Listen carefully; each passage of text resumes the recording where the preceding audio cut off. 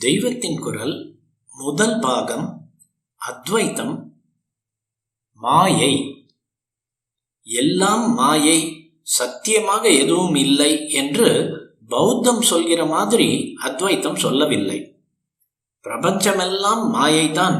ஆனால் இதற்கு ஆதாரமாக பிரம்மம் என்பது பரம சத்தியமாய் இருக்கிறது என்கிறது அத்வைத்தம். உலகத்தை மாயை என்று சொல்கிறீர்களே, இந்த உலகத்தில் இத்தனை காரியங்கள் கண்கூடாக நடந்து கொண்டிருக்கும் போது இதை எப்படி மாயை என்று சொல்லலாம் என்று கேட்கிறார்கள். மாயை என்றால் அடியோடு இல்லாத வஸ்து என்று நினைத்து கொண்டு இப்படி கேட்கிறார்கள். ஆனால் மாயை என்பது அடியோடு இல்லாத வஸ்து, அத்தியந்த அசத் அல்ல. முயல் கொம்பு அல்லது மலடி மகன் என்று சொன்னால் உடனே அது அடியோடு இல்லாத வஸ்து என்று தள்ளிவிடுகிறோம். மாயை அப்படி இல்லை. அது இருப்பதாக நினைக்கிற மட்டில் இருப்பதாகவே தோன்றும். அது முயல் கொம்பு மாதிரி இல்லை, கானல் நீர் மாதிரியானது. கானல் நீர் கண்ணுக்கு தெரிகிறது, ஆனால் அதில் ஜலம் இல்லை. அதை குடித்து நாம் தாக சாந்தி செய்து கொள்ள முடியாது. கானல் நீர் உண்மையான ஜலம் இல்லை என்று அறிந்தவர்களுக்கும் கூட கானல் நீர் தெரியத்தான் செய்கிறது. அவ்விதமே உலகை மாயம் என உணர்ந்த ஞானிகளுக்கு கூட லோகம் தெரியத்தான் செய்கிறது என்று சொல்வதுண்டு. ஆனால் அது நிரந்தர சத்தியமல்ல என்று அவர்கள் அறிவார்கள். ஒரு பழுதையை பாம்பென்று தவறாக எண்ணுகிறோம். பழுதையில் பாம்பு இல்லை என்பது உண்மை.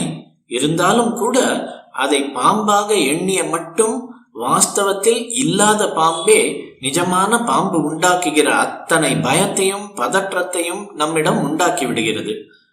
பாம்பு மெய்யாக இல்லாத போதிலும் நமக்கு வியர்த்து விறுவிறுத்ததும் நாம் பயப்பிராந்தி அடைந்ததும் உண்மையே. உலகம் உண்மையில் நிரந்தர சத்தியமாக இல்லாத போதிலும் அதையே நாம் சத்தியமாக எண்ணுகிற மட்டில் இவ்விதமே சகல காரியங்களும் நடக்கின்றன. பழுதையை பழுதை என்று தெரிந்து கொண்டவுடன் பயம் ஓடிப்போவது போல் உலகமும் பிரம்மத்தை சார்ந்த ஒரு தோற்றமே, அதற்கு ஆதாரமான பிரம்மம் ஒன்றே நிரந்தர உண்மை என்று அறிகிற போது காரியங்கள் எல்லாம் நின்று போகின்றன. அடியோடு இல்லாத வஸ்து அல்ல உலகம். ஞானம் வருகிற வரையில் உள்ள தோற்றம் அது. கனவு காண்கிற வரையில் கனவு மெய்யாக இருந்து நாம் விழித்து கொண்ட பின் கனவு நசித்து போவது போல் நாம் அஞ்ஞானத்தில் தூங்கிக் கொண்டிருக்கிற வரையில் உலகம் மெய்யாக இருந்து நாம் ஞான நிலையில் விழித்து கொண்டவுடன் மறைந்து போகிறது. இவ்வாறு அப்பட்ட பொய்யாக இல்லாமல் தோன்றி மறைகிற தற்காலிக உண்மையாக உள்ள உலகத்தை அத்தியந்த அசத் என்று சொல்லாமல் பிராதிபாசிக சத்தியம் என்பார்கள். கிழிஞ்சலில் வெயில் வெள்ளி மாதிரி மினுமினுப்பது போல் பிரம்மத்தில் மாயையால் உலகம் தற்காலிகமாக மினுமினுக்கிறது. மாயை என்பது ஞானிக்கு பூஜ்யம், ஜீரோ தான். ஆனால் ஞானம் வராத நிலையில் உள்ள ஜீவன் தன்னை ஒரு தனி எண்ணாக வைத்துக்கொண்டு பக்கத்தில் இந்த பூஜ்யத்தை சேர்த்து கொள்கிறான். ஓர் இலக்கத்துக்கு பக்கத்தில் வருகிற பூஜ்யம் அதை 10, 20, 100, 1000 என்று ஆக்குவது போல் இந்த அஞ்ஞானிக்கு மாயையே பலவாக விரிந்து சத்திய வஸ்துக்களாக உலகமாக தோன்றுகிறது. ஞானியே உள்ளது உள்ளபடி பார்க்கிறான். ஒரே சர்க்கரையினால் பல பொம்மைகள் செய்திருக்கிறது போல் ஒரே பிரம்மம் இத்தனையாகவும் ஆகியிருக்கிறது. சர்க்கரையினால் பாகற்காய் பொம்மை செய்து வைத்திருந்தால் விஷயம் தெரியாத குழந்தை அது கசக்கும் என்று ஓடிப்போயிருக்கும்.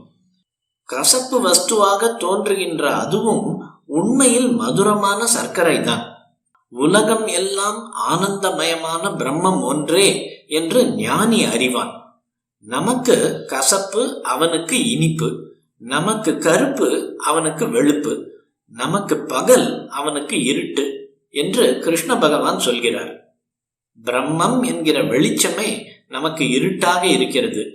இருட்டான மாயை தான் நமக்கு வெளிச்சமாக தெரிகிறது. இதெப்படி முடியும் என்று கேட்கலாம். மாயையும் பிரம்மத்தை சார்ந்து அதனிடமிருந்து சிறிது பிரதிபலிப்பான ஒளி பெறுகிறது. இந்த குறைந்த ஒளிதான் நம் குறைந்த அறிவுக்கு எட்டுகிறது. சுமாரான வெளிச்சத்தில்தான் புஸ்தகத்தின் கருப்பு எழுத்துக்கள் தெரியும். ஜொலிக்கிற சூரிய வெளிச்சத்தில் நேரே புஸ்தகத்தை பிரித்தால் எழுத்தே தெரியாது. நமக்கு மாயையின் அற்ப பிரகாசத்தில் உலக காரியங்கள் தெரிகின்றன. ஞானியின் ஆத்ம பிரகாசத்தில் அவை மறைந்து போகின்றன. ஞானியின் பகல் நமக்கு இரவு என்பதன் அர்த்தம் இதுவே.